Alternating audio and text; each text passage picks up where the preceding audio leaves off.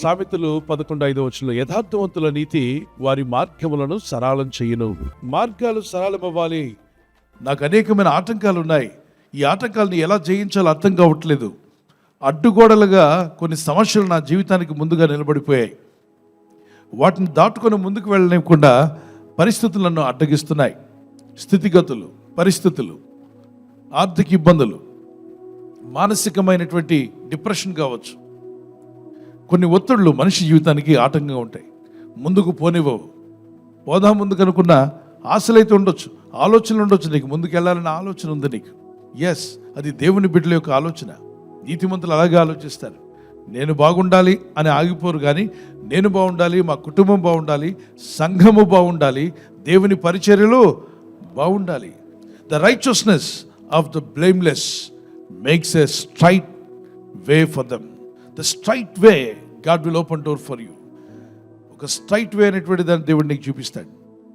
దానికి కారణం నీతిమంతులు అంటున్నాడు. ఆ నీతిని మనం ఎక్కడ నుండి పొందగలం? మనలో ఎవరు నీతిమంతులు? యేసుక్రీస్తు ప్రభువే నీతిమంతుడు, పరిపూర్ణమైన నీతిమంతుడు. ఆ పరిపూర్ణమైన నీతిమంతుడు మనం నమ్మి ప్రార్థించి ఆశ్రయించినప్పుడు ఆయన చిందించిన పరిశుద్ధ రక్తంలో నీ ఆత్మ, శరీరం, మనస్సు కడగబడుతుంది. అందుకే యేసునందు విశ్వాసం ఉంచమంటారు. ఎందుకంటే యేసునందు విశ్వాసం ఉంచి ఎందుకు ప్రార్థన చేయాలి? ఆయన పరిశుద్ధుడు, పవిత్రుడు, నీతిమంతుడు. నిన్ను నీతిమంతుడుగా మార్చేవాడు, నిన్ను పరిశుద్ధపరిచేవాడు. ఆ యేసుక్రీస్తునందు విశ్వాసం ఉంచడం వల్ల అది నీతిగా ఎంచబడుతుంది. నీతిమంతులుగా దేవుడే మారుస్తాడంట మనల్ని. నీతి అనేది మనం ధరించుకున్నప్పుడు మనకు మార్గాలు సరళం అవుతాయి. నేను నీకు ముందుగా పోవచ్చు, మెట్టగా ఉన్న స్థలములను సరళం చేసేదను. మెట్టగా ఉన్నాయి, ఎక్కలేకపోతున్నావు, కొండలాగా అడ్డుగా నిలబడింది, దాన్ని సరళం చేస్తా అంట. ఆ ఎత్తు ప్రాంతం అంతా కూడా క్లీన్గా నువ్వు నడవడానికి వీలయ్యేలాగా, ఈజీగా నువ్వు ముందుకు వెళ్ళే విధంగా ఆ మెట్టగా అడ్డుగా ఉన్న కొండలను, ఆ భారమైనటువంటి ఇబ్బందులు, ఆ సమస్యలు ఏదైతే ఉన్నాయో, కొండ వంటి సమస్యలు నీలో నుండి దేవుడు తొలగిస్తా అంటున్నాడు. God can make a way where there is no way. ఎక్కడైతే మార్గం లేదో అక్కడ దేవుడు నీ కొరకు ఏం చేస్తాడు? మార్గం తెరుస్తాడు. దారి లేని దగ్గర దారి చూపిస్తాడు. ద్వారం లేని దగ్గర ద్వారం తెరుస్తాడు. ఆపర్చునిటీస్ లేవంటున్నావా? God can create a opportunity for you. Praise the Lord. స్తుతించినప్పుడు మార్గములు సరళమవుతాయి కనుక దేవుని స్తుతిస్తూ ఉంటే దేవుడు నీకు నూతన ఐడియాలు దయచేస్తాడు. When you start praising God, స్తుతియాగం అర్పించేవాడు నన్ను మహింపరుచున్నాడు, వాని కొరకు మార్గము సిద్ధపరచుకుంటున్నాడు. రక్షణ మార్గము, ఆత్మీయమైన మార్గము, అభివృద్ధి కొరకు మార్గము, ఆర్థిక అభివృద్ధి కొరకు మార్గము, జీవితంలో ముందుకు వెళ్ళడానికి మార్గాలు సరళం చేసే దేవుడు నీకున్నాడు. దేవునికి స్తోత్రం కలుగును గాక. అందుకే దేవుని స్తుతించడం ప్రారంభించు.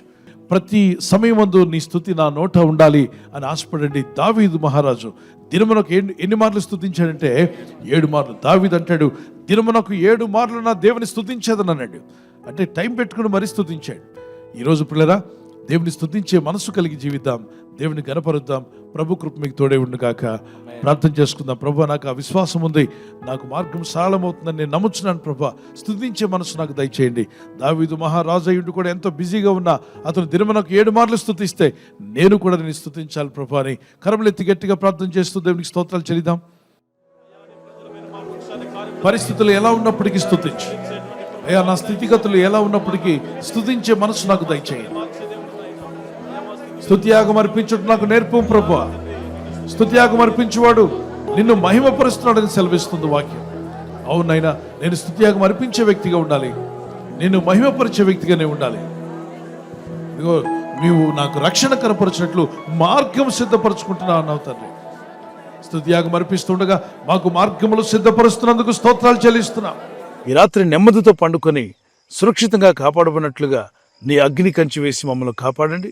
మీ చిత్తములో కొనసాగే కృప అందరికీ దయచేయమని యేసుక్రీస్తు ప్రశస్త నామములో వీరందరికీ చక్కని నిద్ర దయచేసి తెల్లవారు లేచి కృపను మాకిమ్మని క్రీస్తు నామములో వేడుకుంటున్నామా పరలోకపు తండ్రి. ఆమేన్, ఆమేన్. ఈ వాగ్దానాన్ని మీతోనే ఉంచుకోకుండా లైక్ చేయండి, షేర్ చేయండి.